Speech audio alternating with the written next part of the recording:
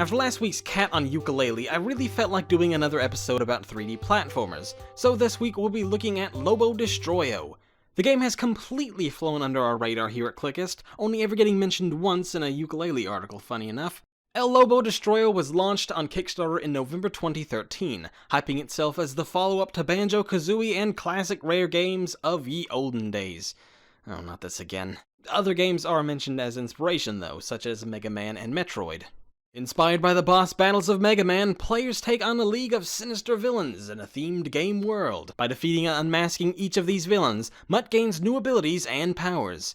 Doing his best impression of Metroid Samus Aran, Mutt uses these newfound abilities to retread through previously explored territory to unlock new areas and secrets. I don't know if using retread is the best marketing idea, but you get the point. You can defeat enemies and take their mask to gain their unique abilities, and you'll use these abilities to backtrack through previously explored worlds Metroid style. Lobo is an action platform with an emphasis on item collection and exploration. Taking on the role of Mutt, a naive and unlikely hero, players will run, flip, and dropkick across 9 unique interconnected worlds.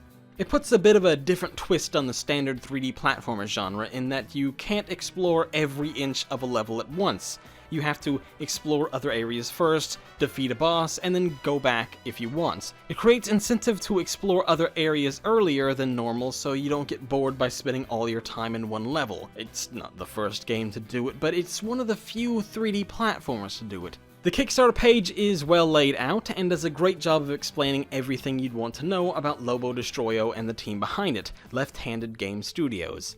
Headed up by James Guy, a graphic designer, this is the first game by the studio, and Guy too. Well, this being Guy's first game is guess, he doesn't list any of his other work, so I guess it's safe to assume it is. There's no info about the rest of the team, but you can check out the game's website where you'll find an updated staff list and their titles. Well, maybe the Kickstarter page doesn't have all the info you might want to know, but it has a lot, like how the game was in development for a year before they took it to Kickstarter. Not to tip our hand, but everyone on the core Lobo team is working up front for free. We are all passionate about the project and want to realize that age-old gamer dream of creating our own title. Wow, that's quite a bold claim, isn't it? Everyone on the team is working for free. If that's the case, most of them must have another job to earn a living, and this has to be a side project. Unless they're, like, billionaires. Keep that little tidbit in mind, by the way. They do go into some detail about what they need the cash for and why they can't go on working for free like they have been. Our artists need a few new digital brushes. We need to purchase music, record vocals, and get the necessary Uni licenses in the hands of our eager programmers. There are numerous other expensive, but the vast majority of what we are asking for is going directly into putting the tools in the hands of the guys who need to bring Lobodestroyo to life. We are keeping our costs to an absolute minimum to ensure an achievable goal. While our goal total may seem high to many, please be assured that this is a tight budget considering the scope of the project. I'd actually agree that the initial $35,000 goal was pretty light for a game like this, even with all the work that had already gone into it. The extra $8 grand or so they ended up getting won't be a huge improvement either. But that's where they had help. You see, Left-Handed Games signed on with Ouya's Free the Game Fund, and yeah, I think I can hear a few people laughing now and a few screaming in agony. There, it's going to be alright. Unless your dream video game project went up in flames because of it, but lovely weather we're having at least, right? It's a bit of a long story, one I already wrote about my Super Dwarf Madness article, but here's the short version. The Ouya was a video game console that got funded on Kickstarter for a record $8 million. Because of these crowdfunding routes, they decided to create the Free the Games Fund in which they would make deals with Kickstarter developers. The deal was that if the Kickstarter met its funding goal, Ouya would match however much was pledged, effectively doubling any game's budget, in exchange for timed exclusivity on the Ouya. Several games, including Lobodestroyo, were part of this fund. However, Ouya was an absolute failure, causing the company to effectively go out of business and sell the console, along with the Free the Games Fund, to Razer, who basically refused to live up to the fund, meaning most developers didn't get much of anything. Now, this might not sound like a problem, right? It's not like they technically lost money, they just didn't get it in the first place. Well, no, not entirely. You see, in Left-Handed Games' case, they were approached by Ouya before the game even got onto Kickstarter. $43,000 isn't much for a game like this, which is what they end up getting, but $86,000, well, that still isn't a ton, but it's obviously a hell of a lot better. And that's just it. The game wasn't being budgeted for its initial $35,000 goal, but $70,000 because of Ouya's cash injection. Left-Handed Games was making a $70,000 game until all of a sudden half their budget was obliterated. It's a little more complicated than that, of course. Ouya paid out in chunks depending on when developers met certain milestones, so it's impossible to say how much money Left-Handed Games actually missed out on, and of course how much they made from Ouya.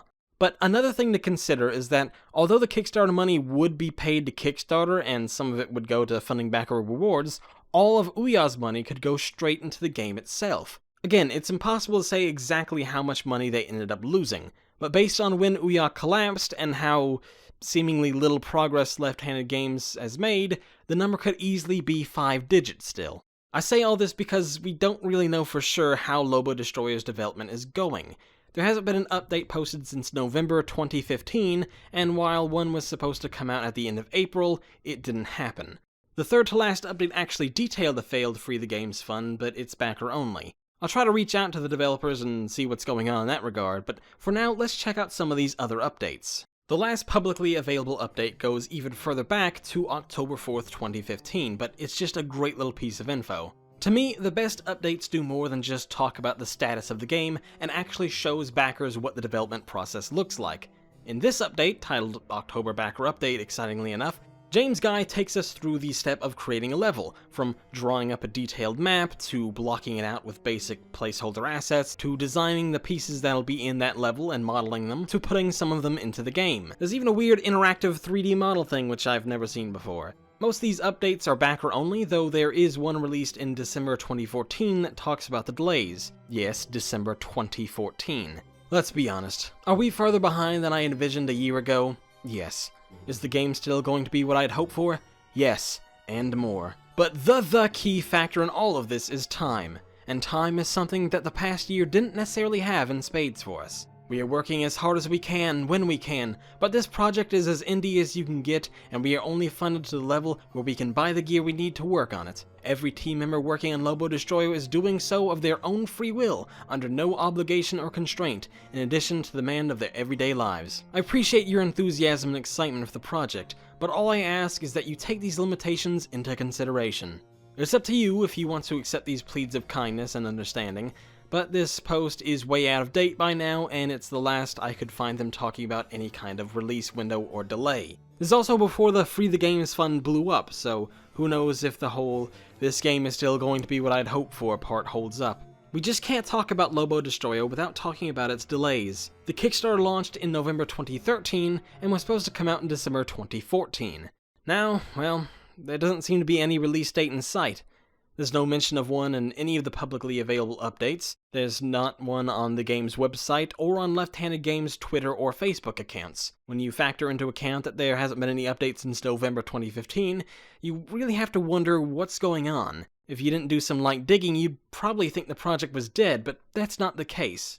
While there haven't been any substantial updates or a release window, you can at least see that some progress is being made on the team's Facebook and Twitter profiles. It's nothing major, just a few 3D models and level design stuff, but at least it's something. From an outsider's perspective, it seems full-time development of Lobodestroyo has come to an end. Remember when the developers made it clear they're working on this in their own free time, and that they had full-time jobs of their own? The collapse of Ouya and their funding likely means Lobodestroyo's development went on the back burner while the team focuses on their day jobs, and I don't necessarily know if I can blame them in that regard. When I wrote about Super Dwarf Madness, which was also part of the Free the Games fund, I was pretty negative about them even needing the funding after going on Kickstarter. I thought it was a case of a developer expanding their scope too far, which ultimately was what got the game put on hold by its developer. Now that I look at it and Lobodestroyo, I'm a bit inclined to think maybe I was a bit too harsh. Maybe it's my love of 3D platformers, but I'm willing to cut Left-Handed Games and even Super Dwarf Madness some slack. Look at it this way. If someone offered you 5 figures for you to develop your game and all they asked for in return was a month of exclusivity, you'd be a fool to say no. That's not necessarily expanding your scope beyond your means, that's just good business, especially when you couldn't get that much money from Kickstarter to begin with. Unlike with most cancelled or stalled Kickstarters, this isn't entirely the developer's fault. Still, they both do deserve some scorn for how they handled the situation. You can make the argument that Left-Handed didn't need to make the Free the Games fund update public, but it would have set a good tone for future potential customers and a good example to other developers in this situation. Instead, the team went radio silent, not saying much of anything for months, which has made all the more awkward considering they were doing a good job of posting at least one detailed update every month for the last few years. It looked like there was going to be a light at the end of this tunnel when the end of April update was promised, but as of April 28th, it never happened. With no updates or release schedule in sight, you can't help but wonder when or even if Lobodestroyo was coming out. Backers have every right to be upset with this lack of transparency as of late, and non-backers are justified in their anger as well.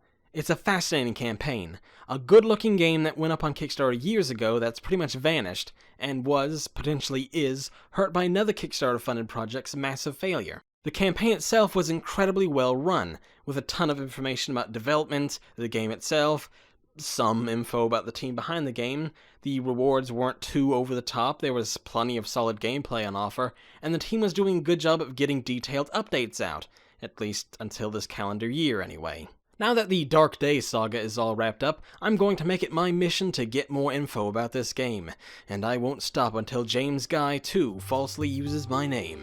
Let's make it happen. Hey everybody, last week on Clickist we started doing some more updates to the website's new layout. It runs a bit faster, we made the logo at the top bigger, we put the author bios back in, and we're doing little small tweaks here and there. There's still a long way to go, it's still a work in progress, but we're starting to get it up to where we want it to be. Speaking of changes, we've also welcomed on writer Bronson Earl, so everyone give him a nice round of applause. Good to see him on board. And for my selection of article of the week, if we're going to start calling it that, probably not, would be Serena's look at the Pinkerton Road forums closing down. And Serena has a nice look at kind of the development of how that went over time. I'm starting to ramble now, aren't I? Gonna shut up now.